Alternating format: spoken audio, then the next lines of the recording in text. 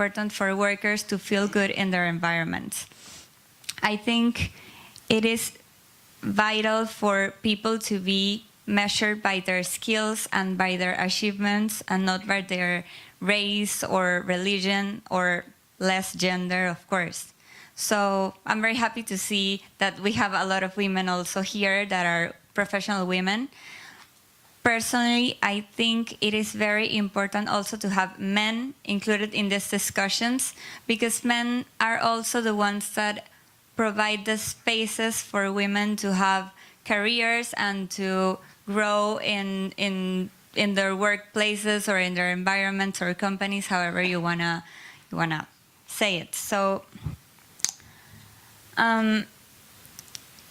this is a study I find on McKinsey, Delivering Through Diversity, and they found out also that besides being a moral matter, it is also important because it has benefits in financial terms for the companies. So their study revealed that gender diversity is correlated with both profitability and value creation. This is 2017 data.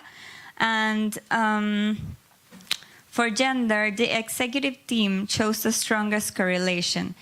They say, we found that having gender diversity on executive teams specifically to be consistently positively correlated with higher profitability.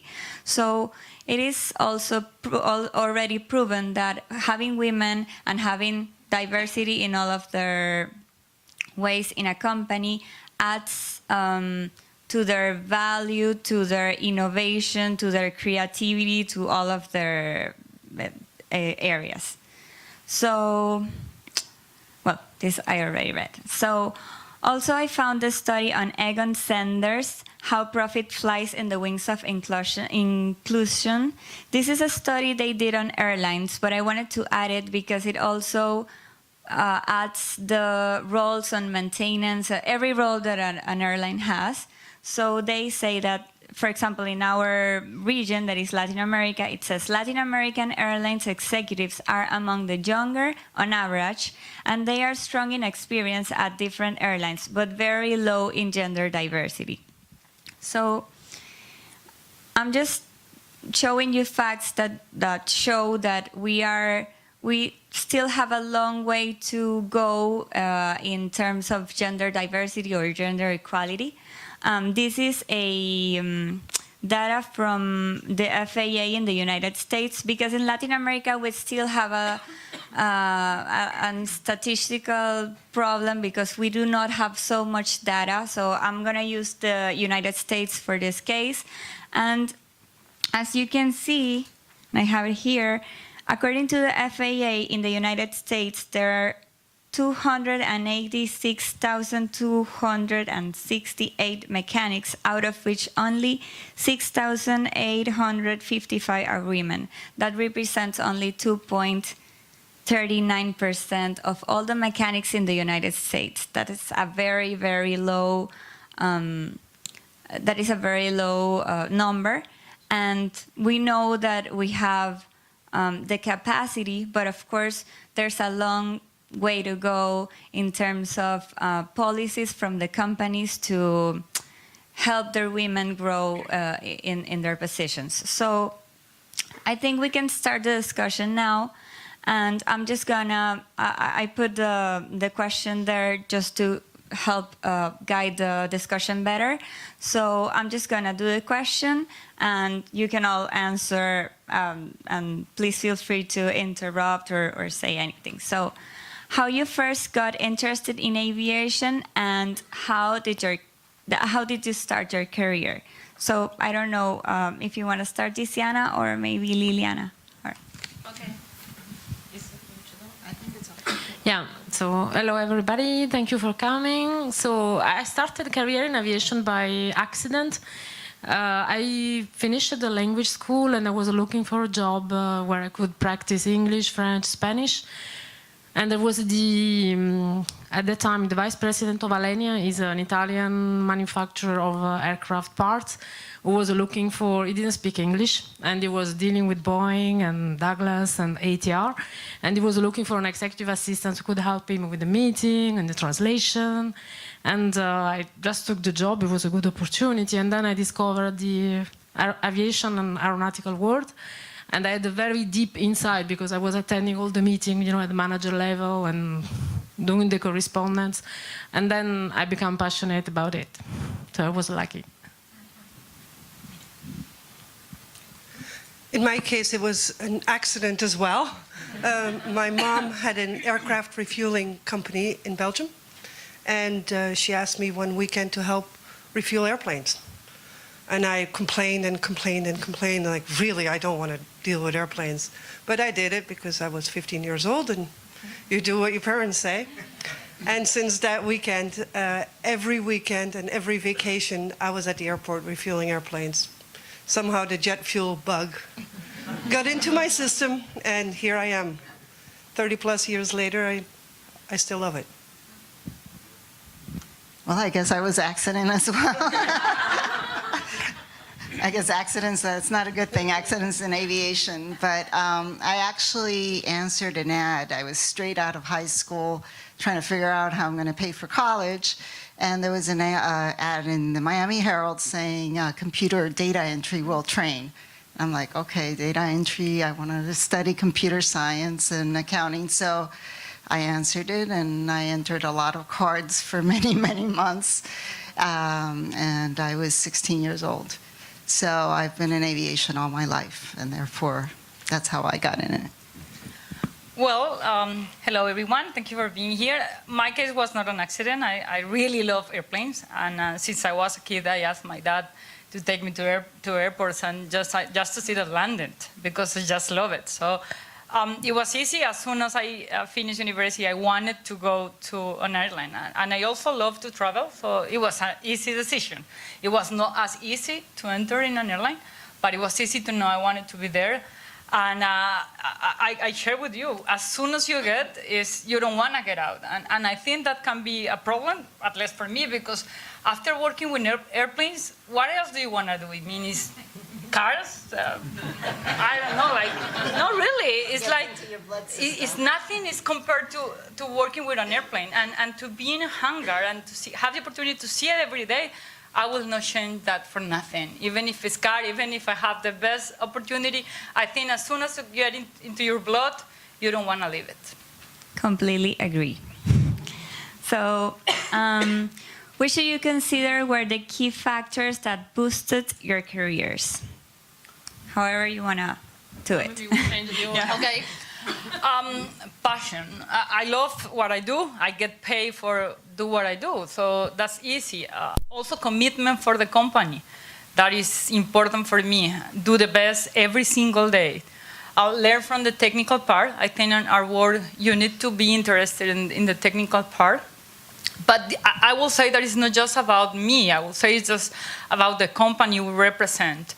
Avianca gave me the opportunity. They respect my work.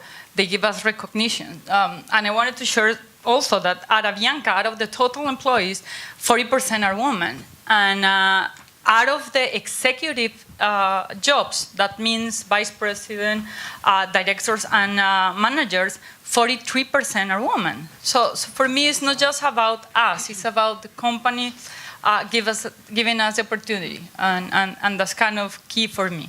And I really have to say that you have to do your best, but at Avianca, it doesn't have nothing to do with gender or race or religion. It's about your performance, your leadership, and what you do for the company. Thank you. So I think for me, the boost came with an opportunity. And the opportunity was to be able to sell in Latin America. I think I was a natural-born salesperson.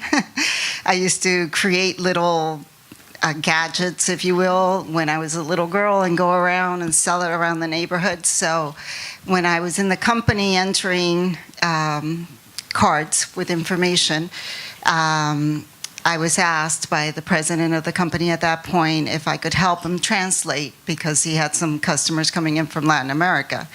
And that was the big opportunity that I had, because after that, the customers would call me. They didn't want to speak to them, and so on, and they felt comfortable with me. So I went and I asked for the opportunity to sell. And I first was rejected, and I said, they told me, no, you're a woman, you can't sell, especially in Latin America. That was always our, and I said, well, for me, I respect myself too much, and I demand that respect. So give me the opportunity, let me see what I could do. And that first year, we were doing, minimal, I would say, like $50,000 or something in Latin America. We converted it to $3 million that first year I started selling. So to me, that was definitely my boost. And I take pride in that, and it is a gender thing for us. And that's why I have a passion with women in aviation, especially on the maintenance side, because I still, till today, get asked, what airline do I fly for? And I said, no, I don't fly for an airline. I own my own company. So a key factor that I've experienced that boosted my career was having bosses that were very receptive to women career plans. And I started with a company that doesn't exist anymore, Fairchild Aircraft. We made regional turboprops. And I was an engineer. I was a performance engineer. But more and more did I have to go and give presentations to customers, to potential airlines or to airlines. That my boss at the time said, well, you can do the technical side, but I can see how you are really thriving in front of the customer. I want to give you an opportunity to go into sales. So having a mentor or having a boss that's open to giving you the opportunity is key. So my side is a mix of everything. So I definitely had a boss who believed in me, and then he pushed me to leave Alenia. So Alenia is the Italian company, which there are not many women at all. And he sent me to ATR. So ATR is a joint venture between Alenia and, today's called Leonardo, and the ADS. And it's a very international company. And again, there are people who believe in having women at key positions. So there are quite a lot of vice presidents in the company in different roles, even in technical roles. So it's a matter of combination of everything, in fact. And also a little bit of be lucky, I think, the place you are when things happen. Yeah. Thank you. So this is very important, and I think we have covered a little bit of this, but can you tell us more about the importance of mentorship in young people, and could you give a specific example of a great advice you got from a mentor? However, you want Okay, so yes, indeed, mentorship is important. I think older people in a company can provide valuable advice to young people. They know better the company, and they know what is the successful strategy and practice within the company. On my side, I was lucky again, so I had a few bosses really, really good, and they helped me a lot. I am a natural, very impulsive and impassioned, and go-getter, and maybe too much direct when I have a confrontation or discussion.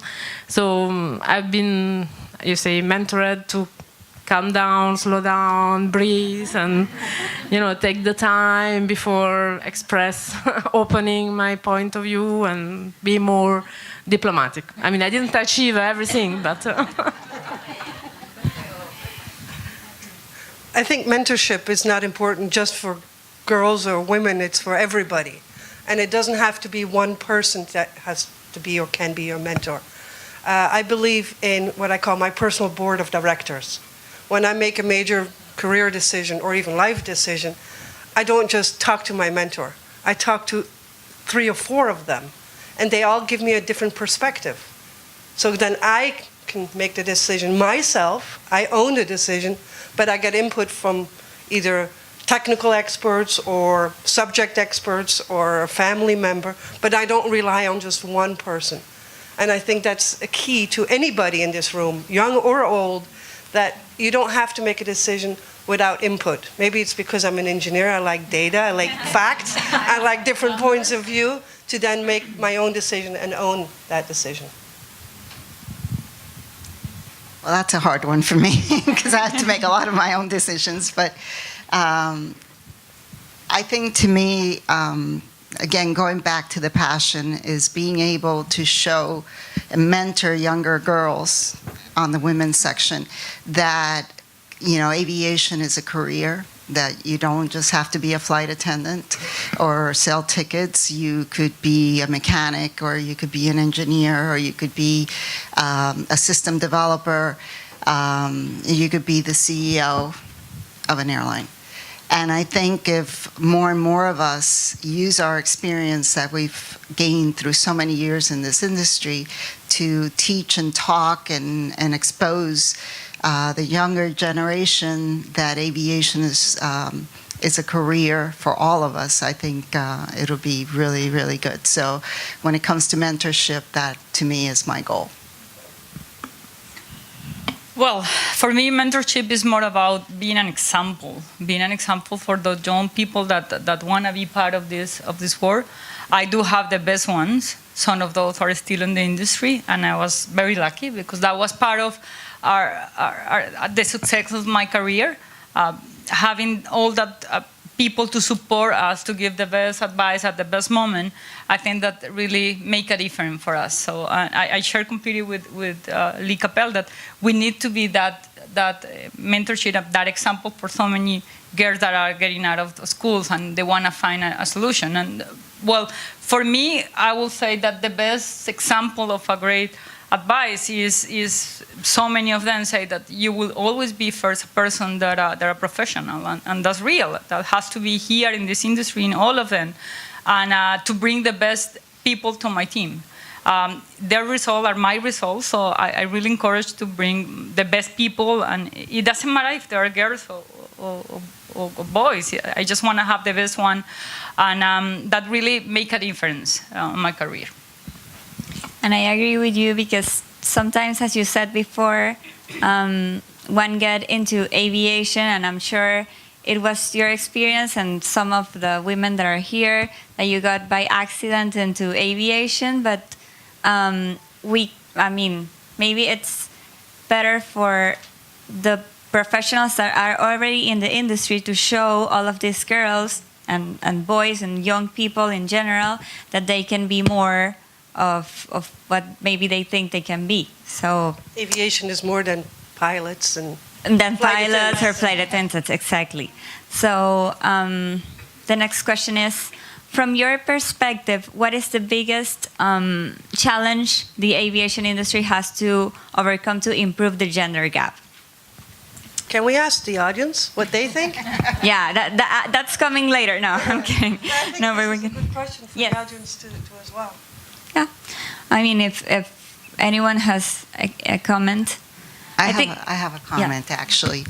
When I started in aviation back when the dinosaurs were around, my field was always, my territory was always Latin America, I think there was only 3 women in aviation.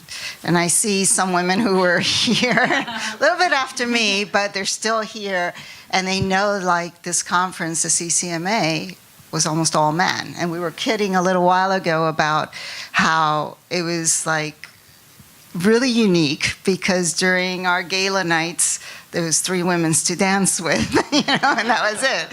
So I think that, the challenge has presented itself for many, many years. And now when I look around the room, there's a lot of women here, and it gives me great pleasure, when I see that.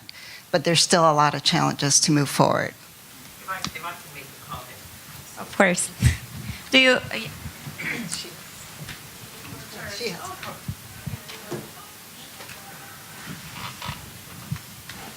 Michelle. So, being one of those few women, Lee, had its benefits because everybody knew us. Now we have a lot of women that we have to They share. still the know attendance. us. That's true. No, but anyway, I think this is a really good question, but I think we need to separate it. Because I think there's a gender gap in the industry, but then there's a gender gap in the industry in Latin America.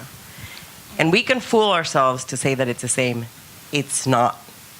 And I'm going to tell you guys a story that I think is funny now, but I think one of the things in mentoring younger girls is that to be in this industry, if you want to be like the boys, you got to take it like the boys. You got to be very thick-skinned. And that's what I tell girls that I talk to, about what I do. You can't be sensitive and you can't take things personally. And I'm going to share with you guys something that is funny to me today, but it almost caused me to leave the industry at some point. So I took my boss to visit a customer in Latin America who will remain nameless. And I got the biggest backhanded compliment that you could ever get. So he said to my boss, he said, Michelle is the best salesperson we've ever had. The only problem is she won't be taking us to titty bars. This close from calling it quits. So obviously things have changed in Latin America, but for the guys who think we don't face some of this today, there's still a lot of that. There's still a lot of machismo. A lot. But we can overcome it. And we just have to be thick-skinned. And like I said, if you want to be one of the boys, you just got to play like one of the boys. I think you're right, but I think number one is we have to respect ourselves, number one. And with that respect, that mutual respect comes back. And I know what you're saying, because when I asked for that opportunity to sell, they're like, but you're a woman. People are going to ask you for favors. And at first I was taken back. I said, what do you mean for favors? And I said, no, I respect myself too much for that. And I am really lucky that I've lasted in this whole industry and been respected that way. So. Hi. Well, that surprised me a lot, but I have to say that I'm the lucky one, because at the airline side, I understand what you're saying on the sales part, but let's take it on the airline side. It was a little bit like that 14 years ago when I get into the industry. It was just, 10% woman within my area, because it was maintenance. But it is easy at the airline side. I do think that gender gap, and I just give you some numbers, it is completely different. On the sales, I can understand what you say, but having some of the women that are still here as a good example of what you have to do for your own sales, it really took apart completely any of those challenges. And to be honest, look at the room. I mean, one of the good ones and one of the biggest company has a woman for sales. But I have to say that I was very lucky. On the airline side, I felt always respect about my work. I feel always recognition. I feel always they want to give me all the opportunities at the same level. It was not as many, but I never, and I know that sounds weird, but I never felt discrimination for being a woman. And I have to say that maybe it's because I was on the airline, for sure, but I actually received more comments from suppliers saying, it's weird that you're a woman here. Thank you. I take that as a compliment, but never from my company. And I think that's important. I think just to add to what you said was, if you look around all the airlines around the world, not just in the territory, there's only 10 CEOs for airline that are women. And in the United States, I don't know if anybody wants to guess how many CEOs we have in the United States alone? Zero. There has not been a woman CEO of any airline. So that is on your side. I think it's only 4% in the whole world, like less than 5%. It's really amazing, like 5% of CEO that are women in the whole world for airlines. That's really, really low. So. I think today the biggest challenge is to pursue women that they can have a career in maintenance, in aviation, or to get to this kind of a position. Because in other industry, we were talking sales, procurement, finance, even legal. You can find women and strong presence. And on the other side, when you look at more technical jobs, you say 2-something% of mechanics, pilots is the same. I think today women who want to have a career, they don't select aviation maintenance because they believe there are few or almost no opportunity there. And I think this is the biggest challenge. And I'm sure Lee has a lot of things to say. Yeah, it's about bringing awareness and making sure that we start at an early age to tell girls and boys about maintenance and the whole MRO industry. I mean, today we're at, $80 billion in MRO spend globally. If you listen to Jonathan and other colleagues of his, it's going to go to 120 billion in just 5-6 years. So the industry is exciting, it's growing. We don't just need mechanics, we need supply chain people, we need salespeople, finance, legal. So it's an exciting industry, but not a lot of people know about the potential for jobs. Well, before getting to Q&A, I just wanted to know if you had any final messages or recommendations or action points that you wanted to address to the audience that are also in the industry to get better in this matter. So I think it's, again, communication, relaying the message, leading by example, showing people that, there is a career in aviation maintenance, that there's a lot of options, that you could actually make a very good living at it if you're really dedicated, and continually, spread the word around. I will say that we have to be the best promoters of this. I mean, we're all here because we have the opportunity, because we love this, and because we feel it was a good way to do living. And we have to make sure that that message goes to everyone. I can assure you that if someone asks me, I will say that, and some of my friends get bored about me talking about airplanes, because it's something that I really live, and it's part of what I love to express to everyone. There is so much things to do here. There are so much opportunity. On maintenance, there is still a huge gap. I completely agree. But we have to be promoters. And we, especially the women, we have to understand that if the girls hear us from us, the passion, what is so good, they will say this is an opportunity. So it's in our hands, even if the challenge of gender gap is still so high.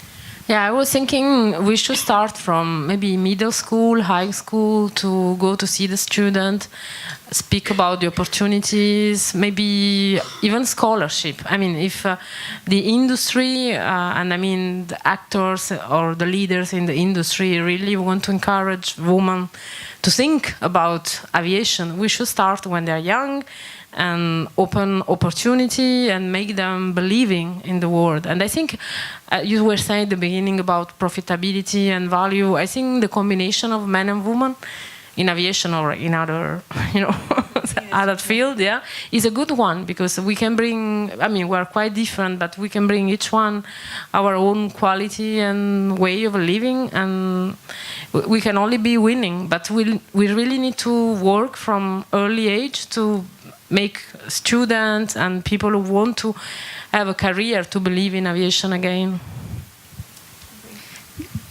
I think the other three ladies said it all, but I agree. It's all of us that need to communicate and bring awareness. Just as a last thing, when you were talking about, us as women and the combination of both, we did a very similar panel in Montreal for women in aviation, and Air Canada is a big promoter of women in their maintenance side, and they're constantly promoting and trying to get that high executive level. I think they have right now like 37% of executive women in their roles, serving in the higher roles. But I think it's always, this whole panel is about women in aviation. So when I talk and I promote the women, I don't want the guys to take it bad.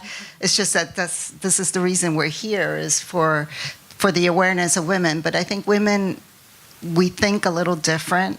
We're mothers, we handle multitasking. So in one of the slides we had was how the woman's brain works versus the man's. And it had a square, and inside the square, for the man's brain, it had 4 different squares. So it goes from one square to the next square to the next square. For the women, it had the square and it had a bunch of spaghetti in it. And it was because we have to think a bunch of things. You're holding the baby and you have to take it to daycare and you have to do this and then you have to be at work and you have to, wake up for an AOG. Yeah, exactly. You got to do your nails somewhere. And we manage to do all that stuff and keep it under control. Where it's a little different with men. You're more, straight to the path. You're focused and you get it done, and you worry that, or you're not worried actually, that the women, the women behind you is taking care of everything. So, anyway. We're also competing with other industries like Google and Amazon, where a lot of young people want to work because they can bring your dog to work. You don't have to sit in an office. You can sit in a beanbag chair. In our industry, you can't. We have offices. We have cubicles. We have the FAA. So it's a different vibe or energy that we're competing with.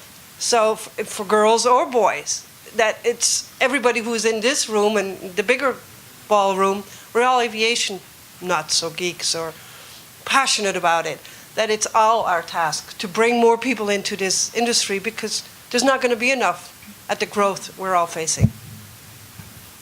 Thank you all. I don't know if anyone has any questions for any of the ladies. Hi. So, first of all, I am so excited that I saw this session on the agenda.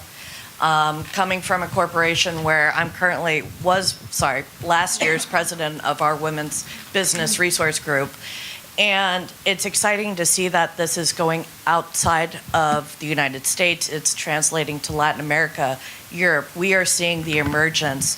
And going back to your comment where there was 3, and now there's many women coming to the CCMA, and it's great to see men in here who are supporting this equality and trying to decrease the gap. What are your thoughts? Of course, we've addressed the problem of recruitment and attraction of the female population into maintenance, other areas of aviation. How would you say we approach retention and promotion within the industry so that we can continue to be trailblazers and just make all of our companies, whether it's an airline, supplier, OEM, stronger, more profitable? I love your question, and it's a really difficult question.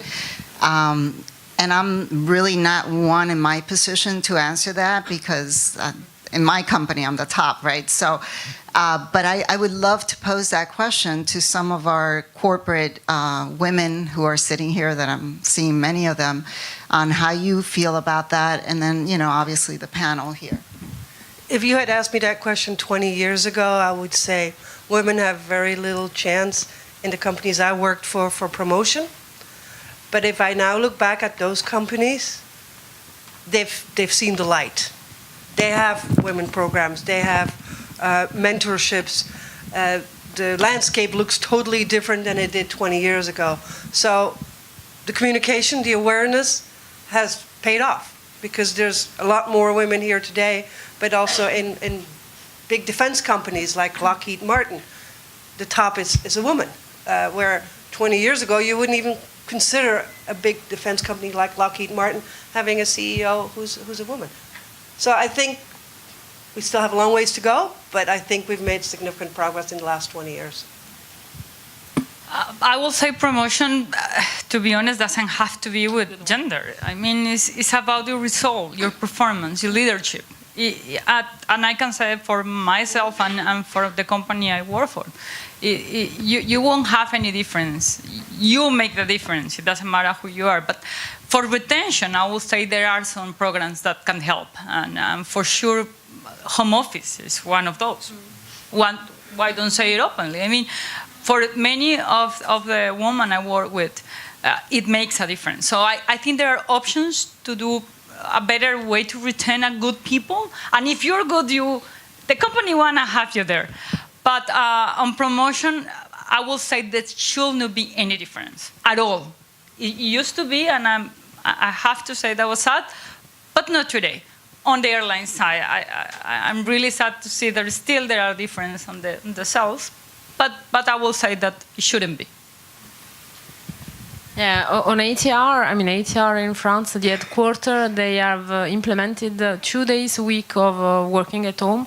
So anybody can apply and you select the days and it's flexible with your management. And they've also negotiated a place as a crash, is like a kindergarten. So for employees, which is nearby the office, so you drop your kids and then you pick up after work, so it's less stressful for the children. And I think that humanizing, I don't know if the word exists, I heard in a song, I think. So, but, humanizing the work fields with such type of measure can, of course, retain a woman that has more family-oriented thought. You had a question, right?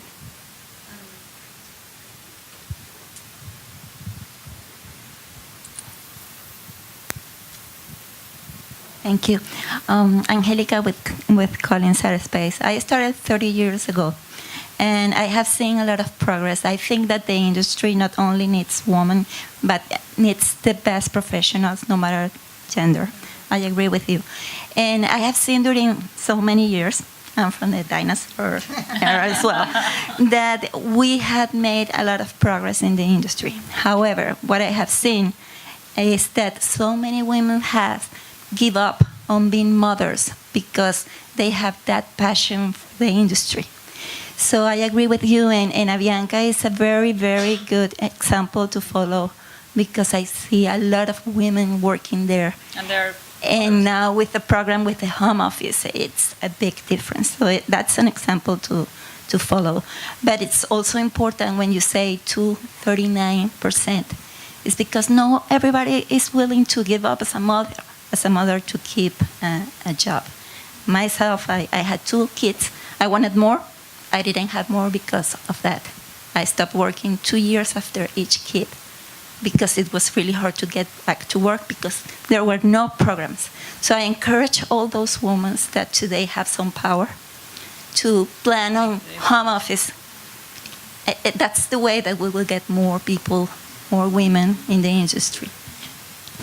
But I want to make to your comment, when they asked what is the best advice, I don't know if you remember, I said you should be first a person than a professional. And what I feel proud about Avianca because I feel that they keep that clear. Before being an employee, you're someone that needs to be understood, especially if you're a mother. I don't have kids, but I see my partners that they have kids, that Avianca would like to support you. And half our vice president are women. So that really show you, and all of them are mothers. So it really show you that you have to understand and you have to put in those shoes. So I completely agree with your comment. Thank you. Is there any men that have comments? You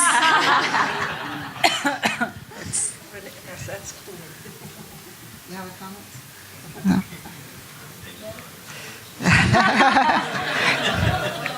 You don't? Come on, GE has to have a comment. How does GE handle women? We're a strong women's organization. I think we require slates to be diverse. So you can't just have all men on your slate when you're hiring minorities or women. I think that you have to get into the schools and recruit for sure. And I think our women's network is really strong, and they have a lot of male participants. A lot of the exec team. And I think you definitely have to have a good sexual harassment program. Okay, because that kind of intimidates people. So it all goes together. Yeah. It has to be consistent messaging all across the board. And we have flexible work arrangements, all that stuff. But the Strong Women's Network is in that pushing the agenda. Mario. Yes, You're- thank you.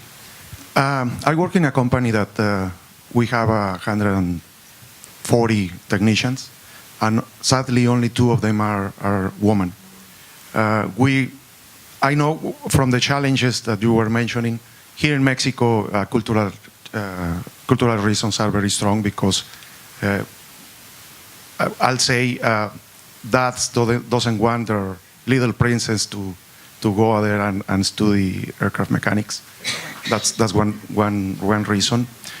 In fact, we had one example that she had to be aeronautical engineer first, finish the school, and then they get a license to work in maintenance. We can say that we are biased toward having more women, but the challenge is not only for women. The formation stage of all the young people now is very difficult to convince them to get a license, and in the case of our company, they have to have an FAA AMP, which makes more difficult the selection. But I think in Mexico the cultural challenge is big because of that. So that's what I would like to comment. Thank you. So, no. I was going to ask if someone else had a question. Andres Duque, ATR. I have the opportunity to have in my team 90% of my team are women, and for this last 6 years, and it's such a wonderful opportunity. Being in a position of power, give empowerment and develop the careers of women, and it's really good to see how careers and the people flourish and continue developing and exploring new opportunities. And well, in some way we are doing and setting up a path for these young people to continue working and spreading the world in aviation. Thank you. Anyone else? No. Well, I sorry. would like to make just one comment.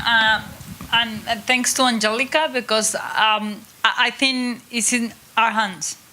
And if I will say, take your word, if we're women and we want women to be part of this industry, we have to also put in our shoes. And it's not just about promoting, it's about to support. And don't take wrong what I'm going to say, but sometimes between us it's a little bit difficult too. So I would really say for the last that we as a woman has a responsibility, and a big responsibility to make a difference. It's not just about complaining, it's about making a difference in this industry and anyone. Thank you. Well, thank you all for joining us. Thank you to these amazing professional women. Thank you.